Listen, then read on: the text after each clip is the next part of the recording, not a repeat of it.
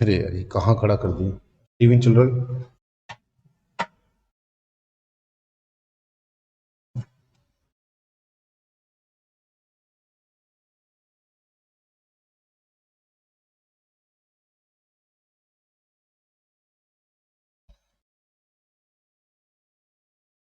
चलिए आज से बेटा अपन चालू करेंगे ऑडिट। इसमें आपने कुछ चीजें तो पढ़ ली होंगी, लास्ट की चीजें जैसे कंपनी ऑडिट, ऑडिट रिपोर्ट, ये सब तो आपने पढ़ लिया होगा, ठीक है ना। तो अपने को शुरू वाला पोर्शन कंप्लीट करना है। और इस शुरू वाले पोर्शन में ऑडिट कॉन्सेप्ट्स में देखें, आप लोगों के लिए ये समझना बहुत जरूरी है कि एक तो ऑडिट कॉन्सेप्ट बिल्कुल नया है। अब सवाल आता है कि ऑडिट होती क्या है। सबसे पहले तो हमें यही समझना है ऑडिट क्या होती है, टाइप्स कितने होते हैं। सबसे पहली चीज, सबसे बिगिनिंग जो चीज है हमारी, वो है ऑडिट।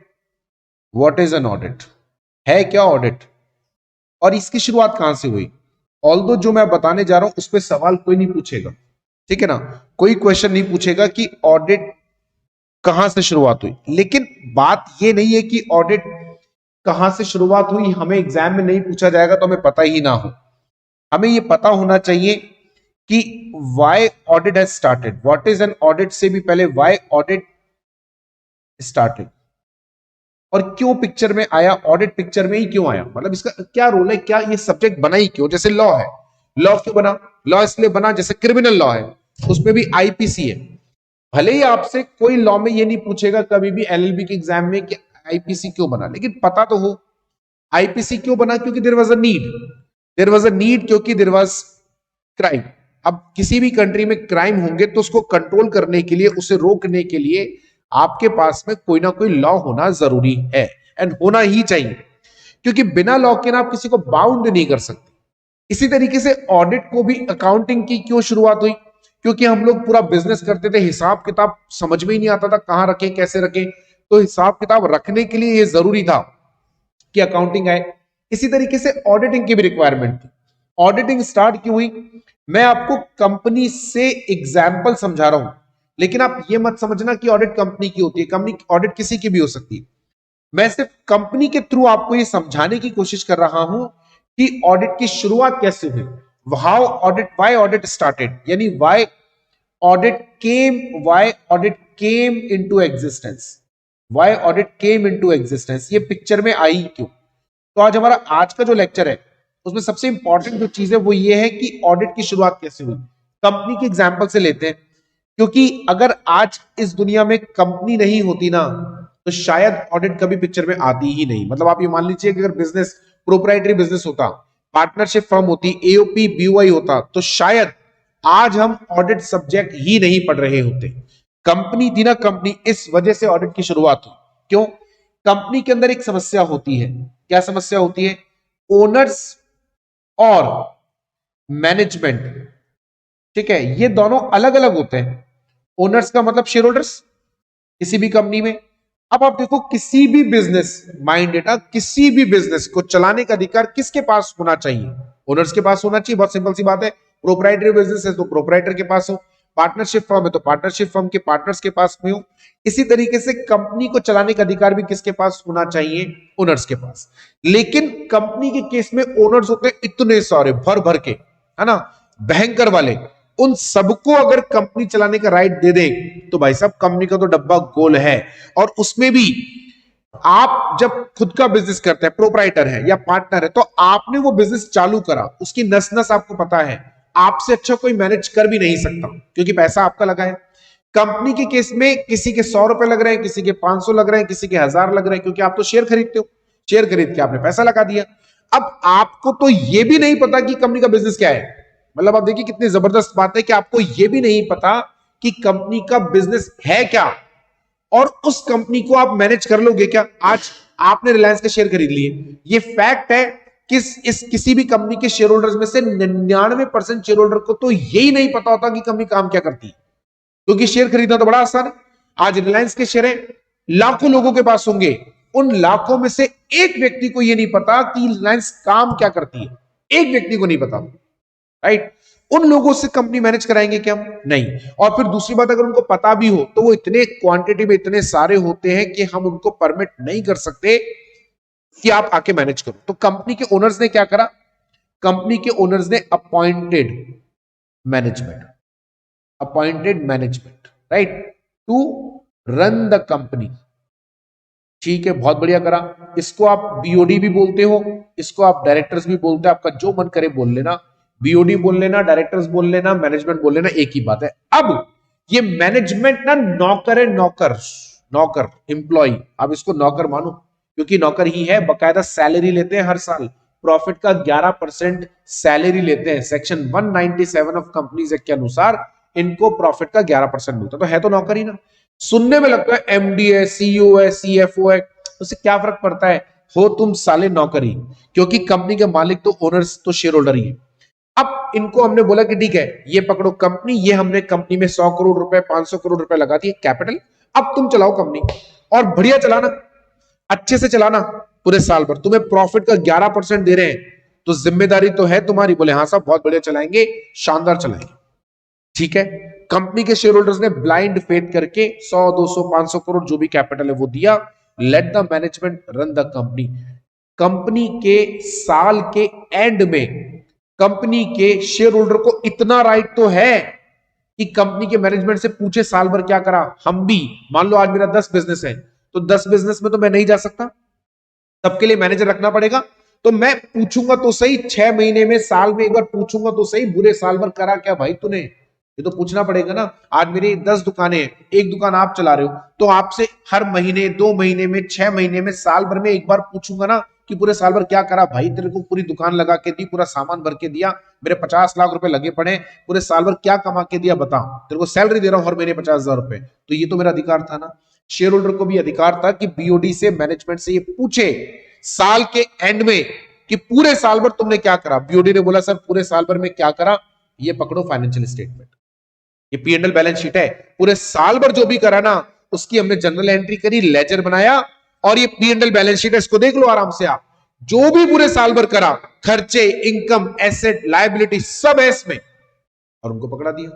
अब शेयर होल्डर इस फाइनेंशियल स्टेटमेंट को लेके बैठ गए ये देखने के लिए कि क्या हमारे मैनेजमेंट ने कंपनी को ढंग से चलाया नहीं चलाया। देखो ढंग से चलाने का मतलब प्रॉफिट होना नहीं होता हमेशा, प्रॉफिट हो या लॉस हो, वो तो आज अगर मैं मेरा बिजनेस खुद चलाता तो भी लॉस तो हो ही सकता है ना। तो अगर आपके पी&एल में लॉस आ रहा है, इसका यह मतलब नहीं निकाला जाना चाहिए कि कंपनी ढंग से नहीं चलाई गई। मेरी बात समझ में आ गई?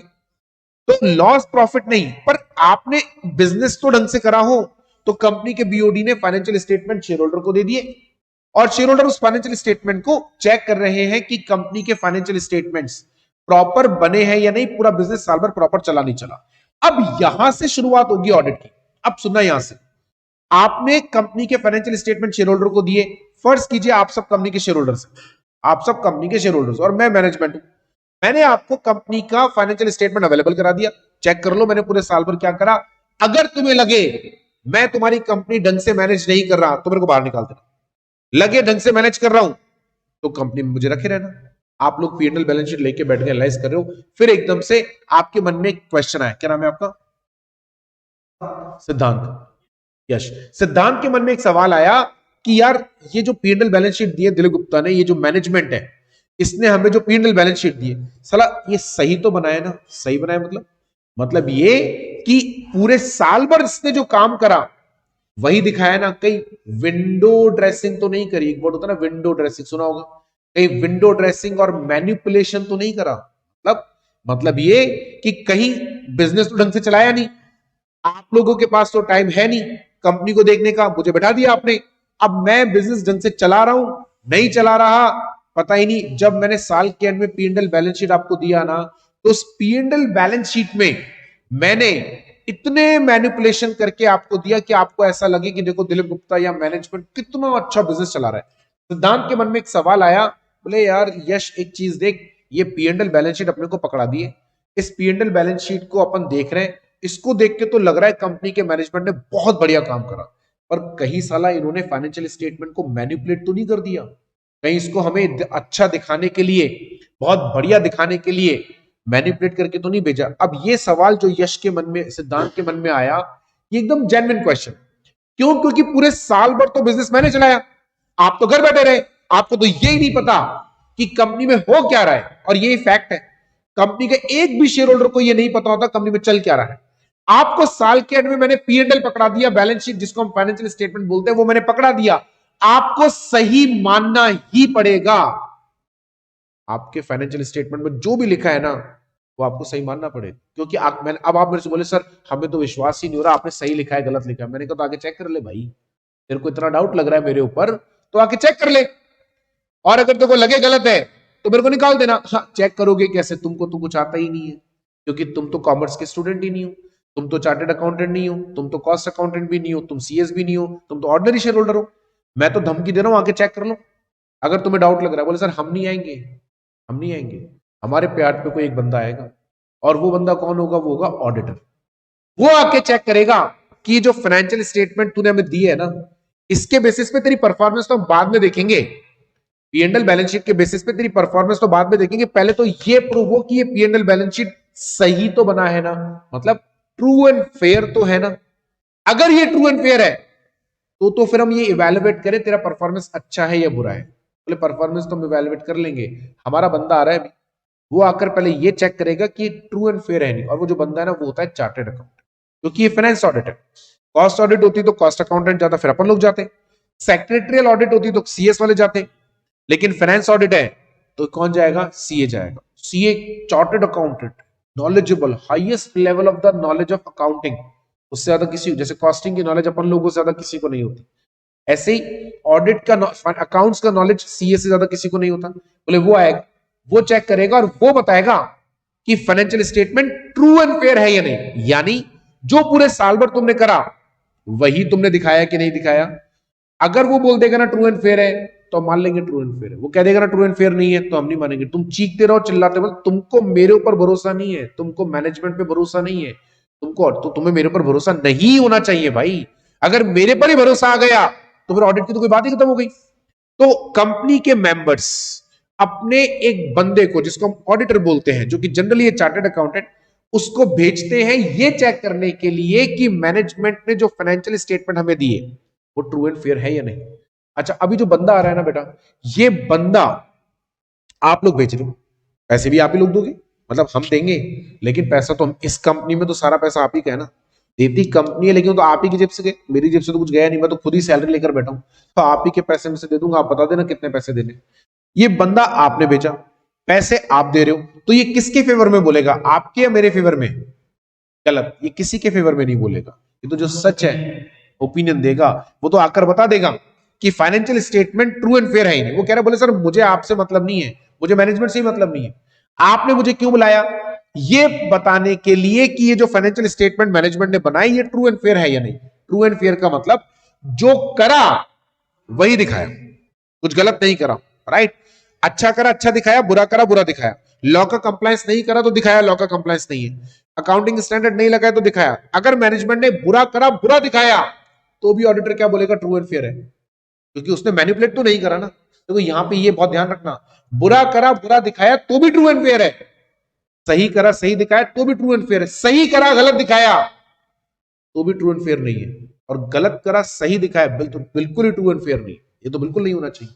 तो ऑडिटर ना आपकी सुनेगा ना मेरी सुनेगा, ऑडिटर इंडिपेंडेंट, तभी तो ऑडिट है। अगर आज ऑडिटर इंडिपेंडेंट ही नहीं, आपने भेजा, आप कहते हो कि सब हमारे फेवर में रहेगा, इसका मतलब आप उसको कल बोलोगे कि देख financial statement true and fair हो ना, तो भी लिख देना ट्रू एंड फेयर नहीं है, मैनेजमेंट को हटाना है इस साले को, तो लिख देना ट्रू, तो लिख देगा क्या, वो मरे ही नहीं लिखे, क्योंकि वो इंडिपेंडेंट कह रहा, तो सुनता वो किसी की भी नहीं है, तो एकदम, तभी तो ऑडिट वर्ड में ही क्या आता है, इंडिपेंडेंट ऑडिट वर्ड, चाहे कॉस्ट ऑडिट हो, चाहे सेक्रेटरियल ऑडिट हो, चाहे फाइनेंस ऑडिट हो, चाहे इंटरनल ऑडिट हो, चाहे गवर्नमेंट ऑडिट हो, कोई सी भी ऑडिट हो, ऑडिट वर्ड में ही क्या आता है, इंडिपेंडेंट, वर्ड में ही क्या आता है, इंडिपेंडेंट। मत अंडरलाइन करो, बेकार डेफिनेशन है, मत ही करो, वो बेकार है, जिसपे आप अंडरलाइन कर रहे हो वो बेकार है।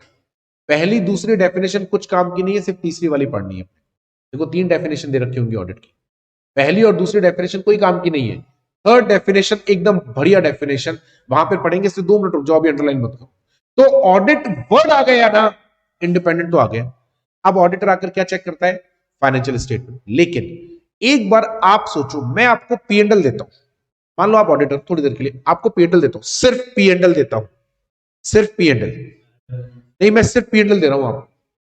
अब P&L में मैं आपको कह रहा हूं सेल्स को चेक कर, बिल्स सीधा बिल्स। फाइनेंशियल स्टेटमेंट किससे बना होगा? ट्रायल बैलेंस से। ट्रायल बैलेंस किससे बना होगा? फिर वही बात, जनरल लेजर से बेटा, लेजर से। लेजर किससे बनी होगी और जनरल एंट्री किससे बनी होगी? Source document. जो आप बिल बोल रहे हैं ना उसको सोर्स डॉक्यूमेंट। प्रोसेस तो फॉलो करना पड़ेगा ना। कोई आदमी शमशान के आगे मर गया तो उसको वहीं थोड़ी फूक देंगे, है घर तो लाना पड़ेगा ना। तो प्रोसेस तो जो सोर्स डॉक्यूमेंट है उससे जनरल एंट्री, जनरल एंट्री से लेजर, लेजर से ट्रायल बैलेंस और ट्रायल बैलेंस से P&L। ये मैं क्यों बता रहा हूं? क्योंकि आप ऑडिट में उल्टा चलते हो। अकाउंटिंग जब होती है ना तो नीचे से ऊपर जाते हैं, जनरल एंट्री, जनरल एंट्री से लेजर, लेजर से ट्रायल बैलेंस और ट्रायल बैलेंस से। ऑडिट में उल्टा चलते हैं। मैं यानी मैनेजमेंट ऑडिटर को लेजर नहीं देता, P&L बैलेंस शीट देगा। अब ऑडिटर P&L बैलेंस शीट में सारी चीजें भी चेक कर सकता है, कुछ चीजें भी चेक कर सकता है उसको, क्योंकि उसको अल्टीमेटली पूरे फाइनेंशियल स्टेटमेंट पर ओपिनियन देना है। बात समझ में आ रही? अब उसके लिए मेरे पास दो ऑप्शन है। मान लीजिए मैं ऑडिटर हूं, मेरे पास दो ऑप्शन है, या तो P&L का एक एक आइटम चेक करूं, राइट, एक एक आइटम, या मैं कुछ आइटम, तो क्या ना पूत के पांव पालने में नजर आ जाते हैं। अगर मैनेजमेंट ने 10-12 आइटम भी सही लिखे हैं तो आप मान लो, और इसको बोलते हैं सैंपलिंग करना। सैंपलिंग बहुत ही वर्ल्ड वाइड एक्सेप्टेबल टेक्निक है, रिलायबल टेक्निक है। मम्मी ना बचपन से सैंपलिंग कर रही है, चावल बनाती है ना तो सारे चावल के दानों को दबा दबा के तो नहीं देखती ना, एक दो चावल के दाने निकाल के देखती। डॉक्टर के पास जाते हैं तो ब्लड टेस्ट कराते हैं ना, तो डॉक्टर क्या पूरा ब्लड निकाल के आपको साइड में बिठा देता है क्या? नहीं ना, थोड़ा सा ब्लड निकालता है और उसको चेक करके पूरी बॉडी पे ओपिनियन देता है। हम भी यही करते हैं। आपने मुझे क्यों भेजा? जाके चेक कर मैनेजमेंट ने ढंग से P&L बैलेंस शीट बनाया नहीं बनाया। ये जो मैं बोलता हूं ना ढंग से बनाया नहीं बनाया, इसका मतलब ट्रू एंड फेयर है नहीं। ये जो मैं कहता हूं ट्रू एंड फेयर है, इसका मतलब क्या है? जो करा वही दिखाया। तो उसको चेक करने के लिए आपको पूरे फाइनेंशियल स्टेटमेंट को चेक करने की जरूरत नहीं है। हम क्यों आपको बार बार बोल रहे थे कि आप पूरी इंफॉर्मेशन और एक्सप्लेनेशन मत मांगो? नहीं, आपको पूरा P&L बैलेंस शीट चेक करने की जरूरत नहीं। अब 2, 4, 5 और 10 जितने भी आपको लगे उतने ट्रांजेक्शन आप चेक कर लो। उनको चेक करके, ध्यान देना जरा इस पे, उनको चेक करके अगर आपको लगे कि कंपनी के फाइनेंशियल स्टेटमेंट्स ओके हैं तो आप पूरे फाइनेंशियल स्टेटमेंट के लिए क्या लिख दो? ट्रू एंड फेयर है। मेरी बात समझ में आ रही है? पूरे के लिए क्या लिख दो? ट्रू एंड फेयर है। क्योंकि अगर 10 ट्रांजैक्शन सही करें, आपकी मर्जी है, आपको 100% चेक करना है आप करो, कोई जबरदस्ती नहीं। लेकिन मैं ये कहता हूं कि पूरे क्यों चेक करने? P&L है ना, सेल चेक कर लिया, परचेस चेक कर लिया और 2-3 एक्सपेंसेस चेक कर लिए, एक आध इनकम चेक कर लिया, अगर वो सही है तो सही। एक गारंटी नहीं, हो सकता है उसने किसी और आइटम में कर दिया, लेकिन यार अब ऐसे तो हम एक एक नहीं कर सकते ना। आप सोचो जिस फाइनेंशियल स्टेटमेंट को बनाने में पूरा साल लग गया, क्या मैं उसको 2 महीने में ऑडिट कर लूंगा क्या पूरे को? इतना। और अगर आपने ऑडिट ईयर खत्म होने के 8 महीने बाद, 10 महीने बाद ऑडिट रिपोर्ट दी, उस ऑडिट रिपोर्ट का क्या ही करेंगे? पूरा साल खत्म हो गया, अब आप ऑडिट रिपोर्ट अब दे रहे हो, does it make any sense? कोई फायदा नहीं। इसलिए ऑडिट रिपोर्ट टाइम पे जाना जरूरी है, और टाइम पे जाने के लिए जरूरी है कि आप ऑडिट जल्दी करें, और जल्दी करने के लिए जरूरी है कि आप सैंपलिंग करें, वरना ऑडिट नहीं कर सकते। इसीलिए जब हम लोग कहते हैं ऑडिट ऑफ फाइनेंशियल स्टेटमेंट, असल में ये फाइनेंशियल स्टेटमेंट की ऑडिट नहीं होती, ये होती है फाइनेंशियल इंफॉर्मेशन की। ये जो वर्ड आता है ना, financial statement is prepared from trial balance, from ledger, and ledger is from journal entry. और जनरल एंट्री किससे बनी? ये जो इतनी सारी चीजें आप देख रहे हो ना बेटा, इसको क्या बोलते हैं मालूम है? इसको बोलते हैं फाइनेंशियल इंफॉर्मेशन। तो असल में ऑडिट ऑडिट फाइनेंशियल स्टेटमेंट की होती है, ऐसा हम बोलते हैं, क्योंकि ओपिनियन इस पे देना है। ओपिनियन क्या देंगे? ट्रू एंड फेयर है या नहीं, लेकिन एग्जामिन तो पूरा करना पड़ेगा ना। तो आप ऑडिट में दो बातें समझ लीजिए, एक तो इंडिपेंडेंट एग्जामिनेशन सबसे इंपॉर्टेंट, सेकंड ये फाइनेंशियल स्टेटमेंट का नहीं होता, फाइनेंशियल इंफॉर्मेशन का होता है। ओपिनियन भले ही फाइनेंशियल स्टेटमेंट पे देना, क्या लिखना ओपिनियन के अंदर? रिपोर्ट में क्या लिखेंगे? ट्रू एंड फेयर है या नहीं, financial statement shows the true and fair view और नॉट। लेकिन एग्जामिनेशन किसका होगा? तीसरा, अभी मैंने 2 मिनट पहले क्या कहा? आप सैंपलिंग करें, आपकी मर्जी है, आप 100% चेक करें, लेकिन ये मैं भी जानता हूं, ये आप भी जानते हैं कि हम किसी भी एंटिटी के 100% रिकॉर्ड नहीं चेक। हाँ, छोटी मोटी एंटिटी है, पूरे साल भर में 15-20 ट्रांजेक्शन है, जैसे एक्सपोर्टर्स होते हैं उनके केस में होता है, वहां आप करो ना पूरा चेक। लेकिन किसी एंटिटी में 5000 ट्रांजैक्शन है, पूरा चेक नहीं कर सकते, सैंपलिंग करना पड़ेगा। लेकिन सैंपलिंग में प्रॉब्लम क्या सैंपलिंग में क्या चेक करूं, ये आप बोल रहे हो। मेजर क्या होता है, जो अमाउंट में बढ़ा है। मेजर मतलब जो अमाउंट में बढ़ा है। तो कैसे डिसाइड करूं इंपॉर्टेंट क्या है, ये तो आप बोल रहे हो, मुझे नहीं लगता सेल्स परचेज इंपॉर्टेंट है। यानी अलग अलग हो सकता है ना, मेरे कहने का मतलब आप बोल सही रहे हो, लेकिन ये प्रॉब्लम क्या आ रहा है कि इंपॉर्टेंट लेना, बिल्कुल सही कहा आपने। अब आज के बाद ना ऑडिट में इंपॉर्टेंट वर्ड यूज मत करना, मटेरियल वर्ड यूज करना। मीनिंग सेम ही है, आप बिल्कुल सही बोल रहे हो, इंपॉर्टेंट है लेकिन वर्ड क्या है, मटेरियल। हम मटेरियल ट्रांजेक्शन, लेकिन प्रॉब्लम ये कि क्या मटेरियल है वो हर केस में अलग अलग होगा और इवन एक ही केस में 2 लोगों का 3 लोगों का ओपिनियन अलग अलग हो सकता है। एक चीज जो मुझे मटेरियल लग रही है आपको नहीं लग रही, आपको लग रही है मुझे नहीं लग रही। एक जैसी 2 एंटिटी है, दोनों में मटेरियल अलग अलग हो सकता है, तो मुझे अपना दिमाग लगाना पड़ेगा। यानी मुझे ऑडिट सिस्टमैटिक भी करनी पड़ेगी। यानी मैं ऐसे कुछ भी नहीं चेक कर सकता। कभी डॉक्टर के पास गए हो, ब्लड टेस्ट करवाया है क्या? ब्लड टेस्ट में डॉक्टर सैंपल लेता है, पता है यहीं से क्यों लेता है सैंपल? बॉडी तो ब्लड तो पूरे बॉडी में है ना। जैसे आप घुसे अंदर, बोले सर मेरा ब्लड टेस्ट कर दो, वहीं से थोड़ी फेंक के मारा, यहाँ आके लगा, जैसे आप पास पहुंचे टेढ़ा करा, एक बोतल में खून इकट्ठा करा और ले चिपका लिया बिस्कुट। ऐसे कर सकता था ना, क्यों? इसमें क्या दिक्कत है, खून तो पूरी बॉडी में। या आप जैसे पास में गए, आपने बोला सर वो ब्लड टेस्ट करना, वो चक्कू लिया ले और निकाला, बोतल में इकट्ठा करो, अब इसको दबा ले, ऐसे ऐसा कर सकता था ना? नहीं, क्यों नहीं कर सकता बताओ? ब्लड तो पूरी बॉडी में है ना, ये वो यहाँ रगड़ता रहता है पागलों की तरह, करता रहेगा जब तक नस इधर से क्या पता रही है भाई, कहीं और से ले ले, लेकिन यहीं से लेता है ना। क्यों लेता है यहीं से? सिस्टमेटिक क्या है इसमें? हाँ वही वही कुछ है ना, ये जो कुछ इसी से सिस्टमेटिक होता है। कुछ क्या होता है, पूरी बॉडी में ब्लड तो है लेकिन पूरी बॉडी में ब्लड फ्लो करता रहता है। हार्ट में आता है ना, ये हार्ट हमारा क्या काम करता है, नेचुरल हीलिंग। छोटे मोटे वायरस को तो अपने आप इसमें निपटा देता है। बहुत सारी बीमारियां आपके शरीर में लगती है, वो जो गोलगप्पे आप खाते हो ना, अब उससे भी तो 50 बीमारियां फैलती होंगी। लड़कियों को तो कितने फेवरेट होते हैं। अब वो जो गोलगप्पे आप खाते हो, उन गोलगप्पे से भी तो 50 बीमारी अंदर जा रही है ना, तब तो बीमार नहीं पड़े ना, क्योंकि हमारा हार्ट जो ना अपने आप उसको कर देता है। यहाँ ब्लड प्यूरिफाई होता है, पंपिंग होती है ना, पंपिंग जब होती है तो ब्लड प्यूरिफाई होके ऊपर, अब वो ब्लड जब प्यूरिफाई होता है ना, उसके बाद सबसे पहले कहां जाता है वो, यहाँ, राइट। इसीलिए जब हार्ट अटैक आता है ना, सबसे पहले यहां दर्द होता है। यानी हार्ट अटैक का मतलब फ्लो बंद हो गया, फ्लो बंद हो गया मतलब ब्लड आना बंद, राइट। यहां जो ब्लड आता है वो सबसे प्यूरिफाइड होता है। इसका मतलब कितनी सारी डिजीज होंगी जिनको आपके हार्ट ने प्यूरिफाई करा, और अगर प्यूरिफाई होने के बाद जो ब्लड आया उसमें भी कोई वायरस रह गया, कोई बीमारी का, इसका मतलब इसके लिए अब बाहर से ट्रीटमेंट देना पड़ेगा। ये ब्लड प्यूरिफाई, हार्ट प्यूरिफाई नहीं कर पा रहा, राइट। अभी सोचो यहां से ब्लड ले लिया आपने या यहां से ले लिया, इसमें तो 50 इंप्योरिटीज हैं, क्योंकि तो पूरा ये ब्लड फिर घूम के नीचे जाएगा, फिर बीमारियों को ऊपर लेकर आएगा, फिर ये साफ होगा। आपने पैर में से ब्लड ले लिया, साफ ब्लड नहीं आएगा। कितनी सारी बीमारी है जो अपने आप ठीक हो सकती थी, लेकिन आपको दवाई लेनी पड़ जाएगी फालतू, क्योंकि ब्लड सैंपल गलत दिया ना। मम्मी चावल साइड में से क्यों निकालती है, बीच में से डाल के क्यों नहीं निकालती? बताओ क्यों नहीं निकालती? मम्मी को नहीं पता, हमें पता है।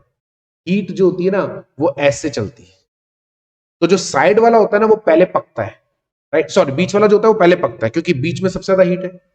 अब वो हीट ऐसे फ्लो कर रही है तो बीच में सबसे ज्यादा होगी।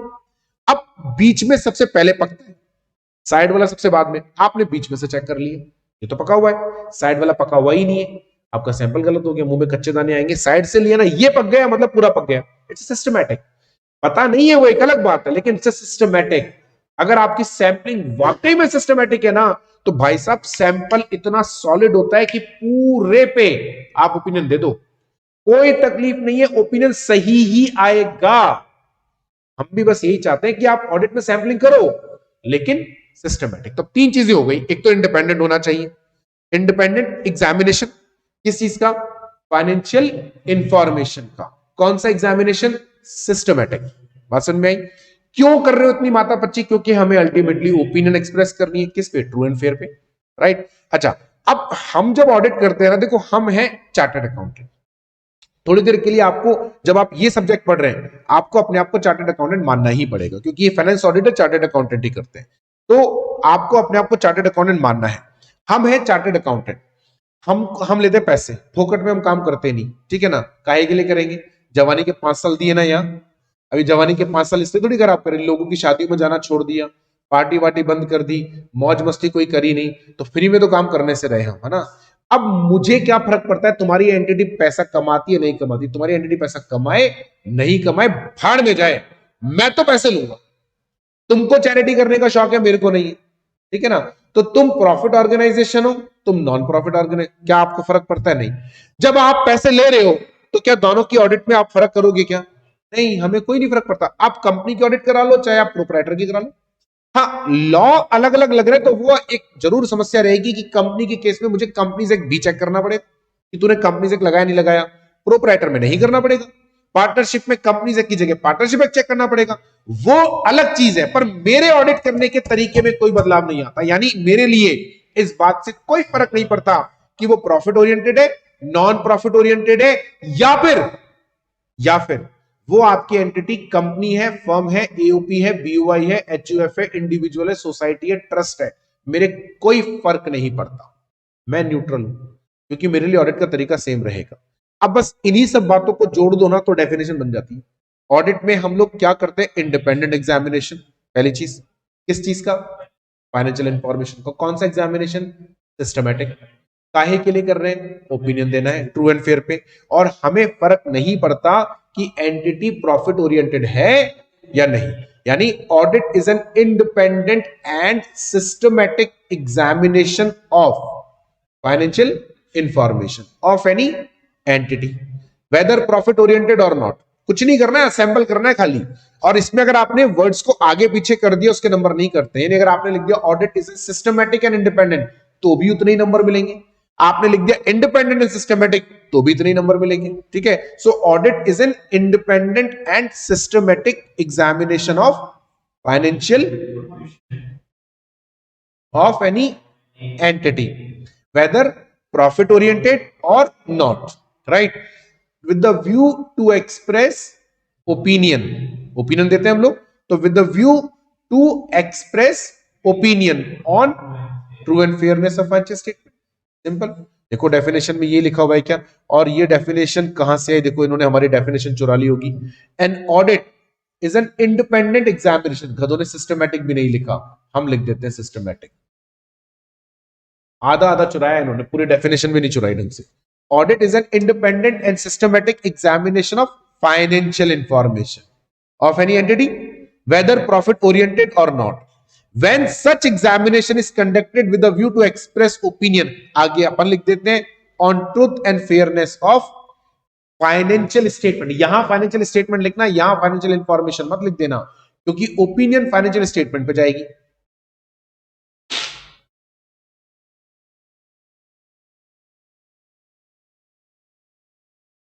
बात समझ में आ गई क्या? तो क्या डेफिनेशन, अच्छा मैं आपको फिर बोल रहा हूं बेटा, डेफिनेशन याद मत करना। आप जितना याद करने की कोशिश करोगे उतना भूलते जाओगे, जितना बनाने की कोशिश करोगे उतना आसानी से बनता जाएगा। It is an independent and systematic examination of whether with the view to express opinion of to representation true and fair view of financial statement. इसमें भी आप इसकी जगह टू गिव ओपिनियन लिख सकते हो, टू एक्सप्रेस ओपिनियन की जगह टू गिव ओपिनियन लिख दो, कोई फर्क नहीं पड़ता, उससे नंबर नहीं करते। अब एक सवाल हम आपसे पूछेंगे, क्योंकि हमें ऑडिटिंग एंड अकाउंटिंग में डिफरेंस करना है। मुझे आप एक चीज बताओ, ये जनरल एंट्री से लेजर पहुंचने में 12th पढ़ी ना, 11th भी पढ़ी ना? अरे पढ़ी ना? नहीं नहीं यार, पूछना पड़ता है, जब से कोविड आया ना 2 साल तो पूछना पड़ता है। हाँ एग्जाम वाले, फिर ठीक हो। अभी जनरल एंट्री से ट्रायल बैलेंस तक पहुंचने में, और ट्रायल बैलेंस से फाइनेंशियल स्टेटमेंट, यहां तक पहुंचने में क्या करना पड़ता है? समझा मेरी बात? जनरल एंट्री से फाइनेंशियल स्टेटमेंट तक पहुंचने में क्या करना पड़ता है? चलो और पीछे चलते। सोर्स डॉक्यूमेंट होता है, सोर्स डॉक्यूमेंट, इस ये वाला बाद में बताना, चलो पहले ये वाला बता दो। सोर्स डॉक्यूमेंट से जनरल एंट्री बनाने में क्या करना पड़ता है? सिस्टमेटिकली रिकॉर्ड मतलब जनरल एंट्री करनी पड़ती है, सीधा जनरल एंट्री कर देते हैं। क्या दिमाग में आपके सामने राम से 5 लाख रुपए परचेज करा, अब इसकी एंट्री बनानी है, तो एंट्री बनाते समय आप क्या क्या बातें ध्यान में रखोगे, क्या क्या एक्टिविटी करोगे आप? सबसे पहले कलेक्शन ऑफ डेटा। मैं जो पूछना चाह रहा हूं शायद मैं अपना सवाल नहीं समझा पा रहा। सबसे पहला जनरल एंट्री करने के लिए सबसे पहले डेटा का कलेक्शन करना पड़ता है। आपको याद है 11th में हमें क्वेश्चन में 10 ट्रांजेक्शन दे रखे होते थे, है ना? वो 10 ट्रांजेक्शन की इंफॉर्मेशन इकट्ठी करनी पड़ती थी। रियल लाइफ में उन ट्रांजेक्शन वो तो किसी ने लिख के तो दिया नहीं होगा, आपको ही बिल इकट्ठे करने पड़ेंगे ना। आप अकाउंटेंट हो तो आपको परचेज के बताओ कितने बिल हैं, सेल्स के, ये इकट्ठे करने, इसको बोलते हैं कलेक्शन ऑफ डेटा। फिर हमें इसको छांटना पड़ता है, डेटा को छांटना पड़ता है, किसको बोलते हैं? क्लासिफिकेशन। कैसे? आपको इस डेटा को छांटना पड़ता है, रेवेन्यू नेचर का है या कैपिटल नेचर का है, ये देखना पड़ेगा ना हमें।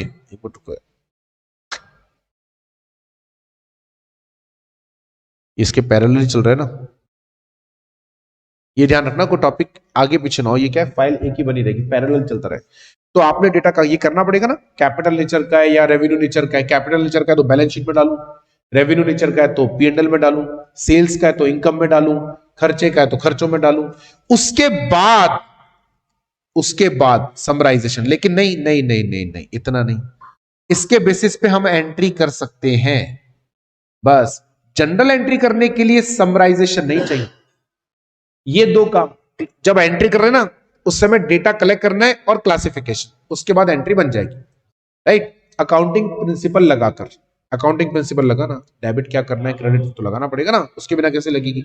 अब जनरल एंट्री है इतनी सारी, पूरे सॉल्वर में 1000 जनरल एंट्री एंटर, और मेरा दिमाग क्या बोल रहा है बार बार कि भाई ये 1000 जनरल एंट्री जो तैने करी है, ये हुई है 500 पेज में, 300 पेज में, राइट? कंपनी के शेयर होल्डर्स को लास्ट में देना है 2 पेज, पीएनएल का एक, बैलेंस शीट का एक, तो वहां तक कैसे पहुंचेंगे? हाथ की हाथ समरी करो, जनरल एंट्री से लेजर बनाओ। सीधा पीएनएल बैलेंस शीट नहीं बना सकते, बना सकते हैं आप जब सीआई में बन जाओगे पूरे, तब बना लोगे, लेकिन वो उसमें कुछ छूटने का, भूलने का चांस रहता है। तो हमने क्या करा, थोड़ा समरी करो, जनरल एंट्री से लेजर, लेजर से ट्रायल बैलेंस, एक पेज का रह गया। लेकिन ट्रायल बैलेंस इतना छोटा हो गया कि वो साला शेयर होल्डर को समझ में नहीं आएगा। कैसे आएगा? क्यों? ट्रायल बैलेंस में क्या समझ में नहीं आएगा? क्या नहीं आएगा बताओ?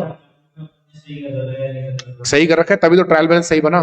ट्रायल बैलेंस में और पीएनएल बैलेंस शीट में क्या डिफरेंस है बताओ? एक भी चीज ऐसी जो ट्रायल बैलेंस में हो और ट्रायल बैलेंस में ना हो और पीएनएल बैलेंस शीट में, क्लोजिंग स्टॉक के अलावा। प्रॉफिट तो नीचे लिख दो ना, एनपी भी लिख देते हैं। जब इतना बड़ा ट्रायल बैलेंस बनाया तो नीचे एनपी और जीपी भी लिख देते हैं, क्या दिक्कत है बताओ? आप खुद सोचो एक बार कि ट्रायल बैलेंस में और सिस्टमैटिकली नहीं बनाया, क्यों? आपको मुझे ट्रायल बैलेंस समझ में आ जाएगा क्योंकि आपको और मुझे पता है डेबिट क्या होता है, क्रेडिट क्या होता है। लेकिन वो गधा है, कौन? Share holder.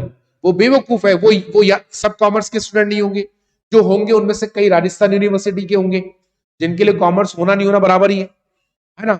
अब वो बेकार हो गए, उनको आपने ट्रायल बैलेंस दे दिया, भाई साहब बट्टा बैठना तय है, सरी फोड़ते रहेंगे बैठे बैठे वो, क्योंकि उनके लिए डीआर डॉट डॉक्टर होता है, डेबिट नहीं होता ना। अब उसको, अच्छा ट्रायल बैलेंस में एक भसड़ और है, रेंट, फिर आ गया लैंड एंड बिल्डिंग, फिर आ गया कैपिटल, फिर आ गया सेल्स, फिर आ गया परचेस, कोई सिस्टम नहीं है। अब उसको, हम तो पढ़े लिखे लोग हैं, हमें तो आप ट्रायल बैलेंस दे दो और कैलकुलेटर दे दो, 10 मिनट में हम आपको पीएनएल जीपी एनपी निकाल देंगे। अपने को नहीं चाहिए, अपने लिए नहीं बनाते पीएनएल बैलेंस शीट, हम तो इतने इंटेलिजेंट है कि ट्रायल बैलेंस दे दो और कैलकुलेटर दे दो, एनपी जीपी छोड़ो, रेशो भी निकाल देंगे, है ना?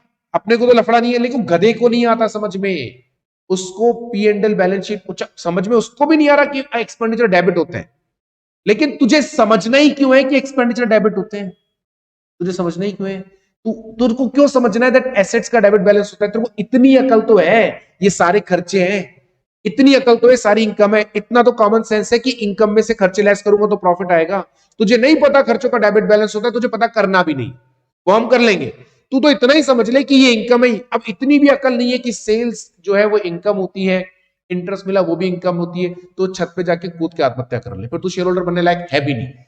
अगर तुझे ये भी नहीं पता कि सेल्स इनकम होती है और सैलरी खर्चा होता है, लैंड एंड बिल्डिंग एसेट होती है और क्रेडिटर लायबिलिटी, तो अगर वो भी नहीं पता तो तू आत्महत्या करने लायक ही है, पर तू जिंदा रहने लायक है भी नहीं। तो वैसे भी जिंदा रह के बोझ ही बना हुआ है, राइट। तो इसीलिए हमने इतना सिंप्लीफाइड बना दिया कि शेयर होल्डर को डेबिट क्रेडिट नहीं आता, एसेट का डेबिट बैलेंस होता है, लायबिलिटी का क्रेडिट बैलेंस होता है, नहीं पता तो भी P&L बैलेंस समझ में आएगा। इसको बोलते हैं समराइजेशन का। यानी यहां से यहां तक पहुंचने के प्रोसेस में हमने 3 काम करा, right. Collection, classification and summarisation, plus हमने अकाउंटिंग पॉलिसीज लगाई, या मैं ऐसे बोलूं अकाउंटिंग ट्रीटमेंट करा। अब इसमें आपने अकाउंटिंग पॉलिसी लगाई, अकाउंटिंग कॉन्सेप्ट्स लगाए, अकाउंटिंग स्टैंडर्ड्स लगाए होंगे। अकाउंटिंग ट्रीटमेंट में सब आ गया, अकाउंटिंग पॉलिसीज आ गई, अकाउंटिंग ट्रीटमेंट आ गया, ठीक है, सब आ गया, अकाउंटिंग स्टैंडर्ड्स आ गए। ऑडिटर ना ये सब चीजें चेक करता है।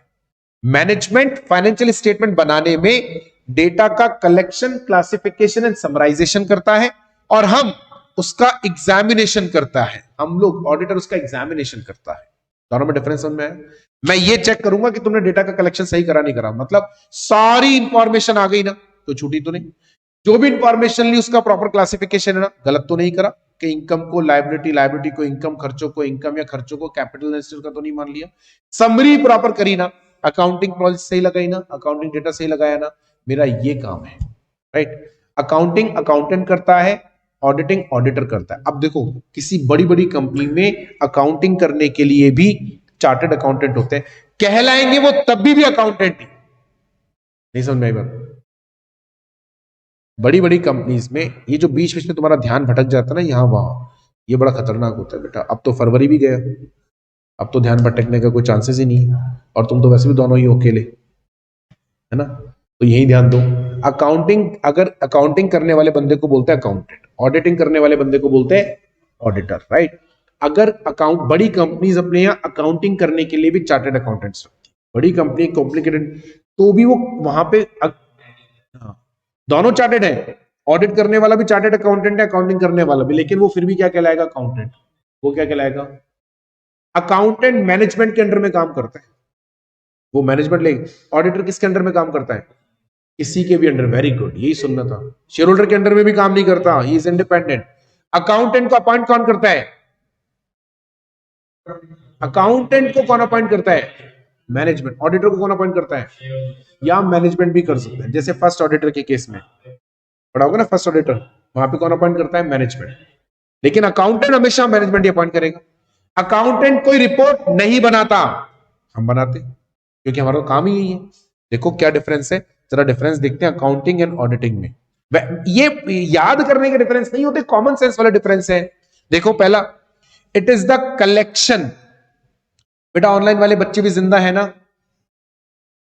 Yes sir. हाँ बेटा, बीच बीच में तुम लोग भी बोलते रहा करा करो, तो हमें Yes, लगे कि sir. तुम हाँ जिंदा हो, तुम पता रहे, हमें भी पता चला एक आध टाइम बोल गया, और हम यहाँ पढ़ाते जा रहे हैं, है ना। तो तुम बीच बीच में रिस्पॉन्ड, और ये टाइप मत किया करो, बोला करो। तुम्हारी आवाज दिखाई तो तुम दे नहीं रहे, तो कम से कम तुम्हारी आवाज तो सुनाई दे, है। शक्ल तो तुम देख नहीं रहे, आओगे तो अब एक ही क्लास होती है कि बस ये वाली, और नहीं होती? हाँ तो रिवीजन क्लास होती तो आओ ना, फिर आते क्यों नहीं हो तुम लोग यहाँ पे? हैं कितने सारे लोग, 13 मतलब 12 लोग हैं, आते क्यों नहीं हो तुम लोग?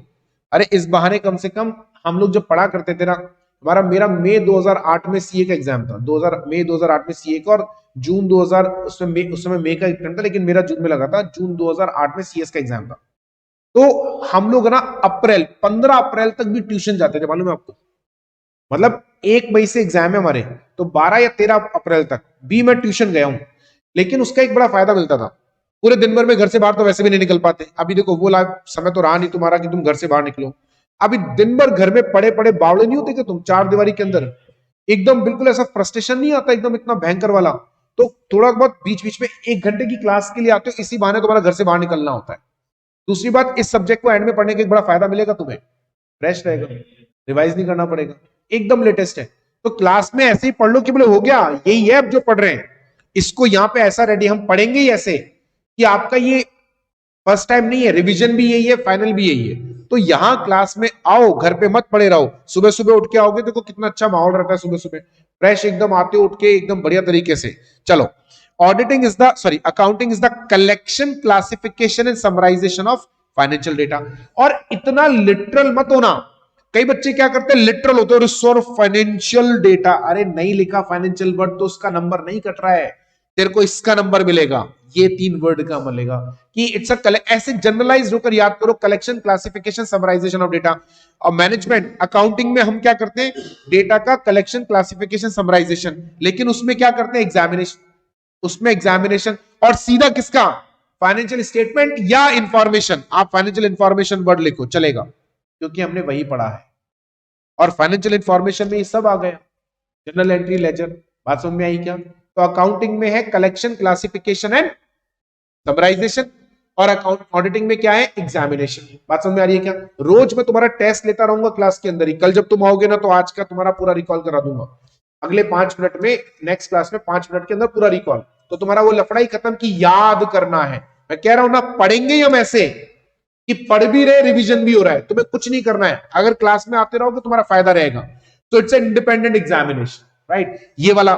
दूसरा, recording of the transaction at the time of, ये बड़ा इंपॉर्टेंट है।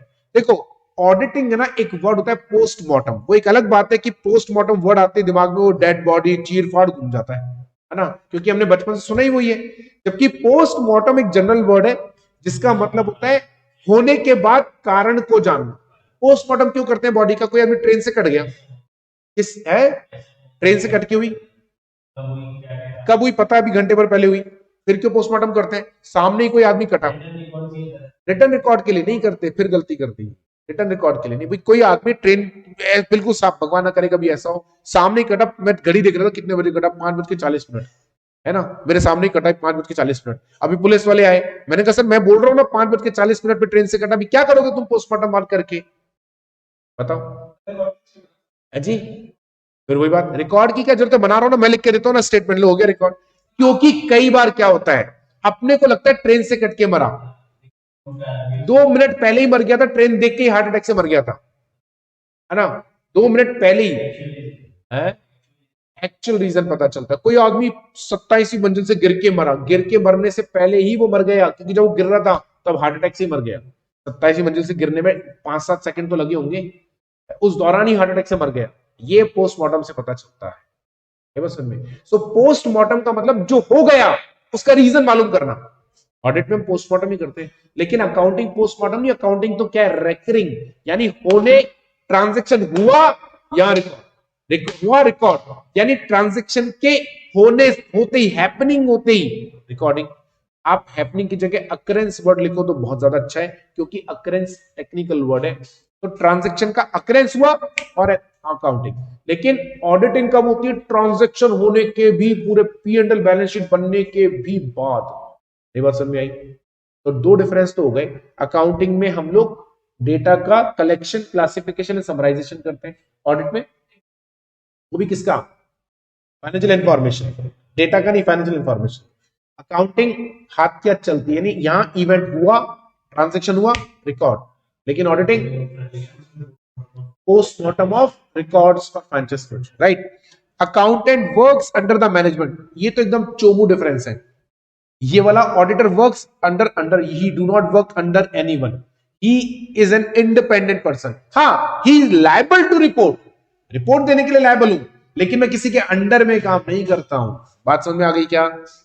Accountant is not expected to review और report on financial statement. Accountant तो बस दे दमादम करता जा रहा है, वो तो अकाउंटिंग कर रहा है, अकाउंटिंग कर रहा है, करे जा रहा है, वो ये नहीं देखता कि अकाउंटिंग का इंप्लीकेशन क्या होगा, रिव्यू क्या होगा, ये नहीं देखता। वो तो कह रहा है बोले अकाउंटिंग करो धमाधम, रिव्यू करना, एग्जामिनेशन करना ये उसका काम नहीं है, उसका काम है सिर्फ अकाउंटिंग करना, बुक्स ऑफ अकाउंट्स को कंप्लीट करना, क्योंकि उसे किसी को रिपोर्ट तो देनी नहीं है, तो भसड़ क्यों दिलानी पर। वो कहता बोले मैं तो अकाउंटिंग कर रहा हूं, लेकिन ऑडिटर क्या करता है, उसको रिपोर्ट देनी है। नहीं बात समझ में आई? कितने डिफरेंस हो गए हमारे? पीछे मत पलटना पेज को। पहला डिफरेंस क्या है, ऑडिट का डेफिनेशन क्या है, ऑडिट का डेफिनेशन क्या है, ऑडिट का डेफिनेशन, ऑडिट का डेफिनेशन, एग्जामिनेशन सीधा ऐसे लिखेंगे तो गलत जवाब, गलत जवाब, गलत जवाब। ऑडिट, हाँ, independent and systematic examination, audit is an रटो मत, रटोगे ना। जैसे मैं पूछूं ऑडिट का डेफिनेशन, 4 कंपोनेंट याद करो, independent, systematic, financial information, profit oriented और not, report, true and fair report. बस ये याद करने होते हैं, डेफिनेशन याद नहीं करनी होती है। ये वर्ड इंडिपेंडेंट, सिस्टमैटिक, फिर फाइनेंशियल इंफॉर्मेशन, प्रॉफिट ओरिएंटेड और नॉट, ट्रू एंड फेयर पे रिपोर्ट। ट्रू एंड फेयर किसका? स्टेटमेंट का। अभी डेफिनेशन बना दो, it is an independent and systematic examination of financial information entity, profit oriented और not, with the view to report और to सीधा नहीं बोलते हैं बेटा, to express opinion on fairness of. खत्म कहानी। पहला डिफरेंस क्या है? अकाउंटिंग मतलब कलेक्शन, क्लासिफिकेशन एंड समराइजेशन, लेकिन ऑडिट क्या है? अकाउंटिंग कब होती है? साथ के साथ, यानी ट्रांजैक्शन के अकरेंस, ट्रांजैक्शन के अकरेंस पे। ऑडिटिंग कब होती है? पोस्टमार्टम। अकाउंटेंट किसके अंडर में काम करता है? मैनेजमेंट। हम किसके अंडर में काम करते हैं? किसी के बाप की नहीं सुनते हम क्या है? इंडिपेंडेंट। अकाउंटेंट को रिपोर्ट नहीं देनी तो वो एग्जामिनेशन या रिव्यू नहीं करेगा, लेकिन ऑडिटर करेगा क्योंकि रिपोर्ट देनी है। आगे देखो, accountant is appointed by management, लेकिन auditor is appointed by, auditor may be appointed by management और may not be appointed by management. बात समझ में आई क्या? कोई डाउट इसके अंदर?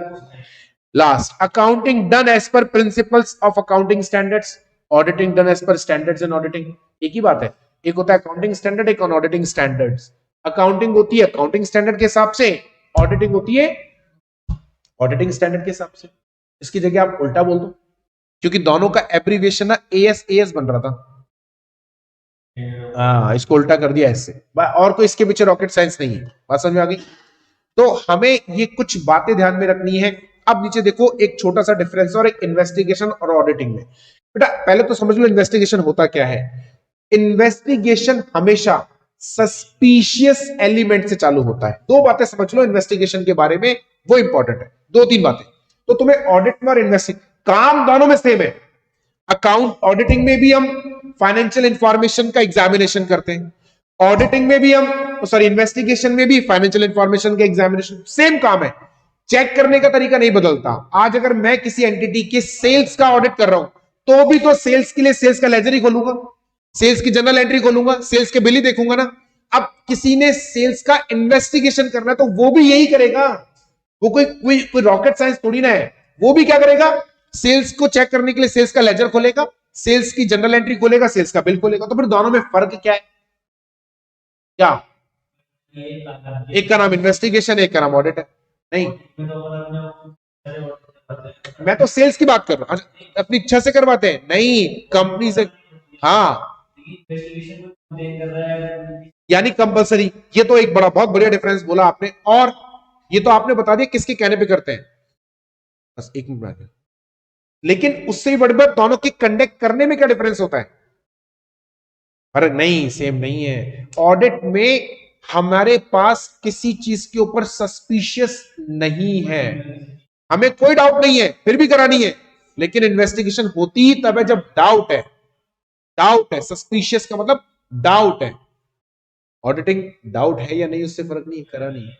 इन्वेस्टिगेशन कब करानी? जब डाउट है। डाउट नहीं है तो इन्वेस्टिगेशन नहीं कराना होता। बात समझ में आ गई क्या? तो ये दो डिफरेंस हो गए। एक तो भैया ने बताया कि इन्वेस्टिगेशन किसी के कहने पर होती है, मतलब कोई कंप्लेन करे, और ऑडिट होगी इन्वेस्टिगेशन में तब होगी जब डाउट है किसी चीज पे, ट्रांजैक्शन के ऊपर डाउट है, वरना नहीं।